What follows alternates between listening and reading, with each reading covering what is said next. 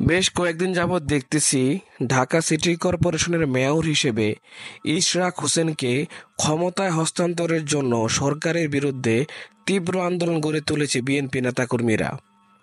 ব্যাপারটা আরও দুঃখজনক যখন সিটি কর্পোরেশনে কর্মরত কর্মীরাও এই আন্দোলনের সাথে সম্পৃক্ত। তারা কেন আন্দোলন করবে? তারা তো সরকারি কর্মচারী, কোনো ব্যক্তির গোলাম না। অন্য কেউ যদি নির্বাচিত হয়ে আসে, তারা কি চাকরি ছেড়ে চলে যাবে? যদি না যায়, তাহলে এই আন্দোলনটা কিসের? এমনিতেই ঢাকা শহরে কিছুদিন পর পর আন্দোলন, তার উপরে আবার এই আন্দোলন। এদেশে বসবাস করার কোনো ব্যবস্থা নেই, কিছু হলে রাস্তা বন্ধ করে গাড়ি ভাঙচুর করে। এমন একটি অরাজক পরিস্থিতির মধ্যে নতুন করে বিএনপির আন্দোলন কতটা যৌক্তিক? বিএনপি মনে করে শেখ হাসিনার আমলের নির্বাচনগুলো সাজানো, শেখ হাসিনার আমলে নির্বাচন সুষ্ঠু হয় না, এবং ইশরাক হোসেনও নিজেও সেই নির্বাচন প্রত্যাখ্যান করেছেন।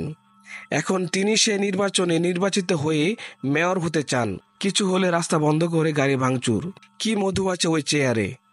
আপনি জনগণের জন্য কাজ করলে চেয়ার লাগবে কেন? যদি এমন হয় মেয়র না থাকার কারণে একটি সিটি কর্পোরেশনের কার্যক্রম ব্যাহত হয়, তাহলে এটি তো সারা দেশেরই অবস্থা। সারা দেশের সিটি কর্পোরেশনের মেয়র এভাবে আন্দোলনের মাধ্যমে নির্বাচিত করেন। জনগণের জন্য রাজনীতি নাকি ব্যক্তিগত স্বার্থ চরিতার্থ করার জন্য রাজনীতি, তা আসলে বোধগম্য নয়। ভিডিওটি ভালো লাগলে চ্যানেলটি সাবস্ক্রাইব করার অনুরোধ রইল। সকলকে ধন্যবাদ।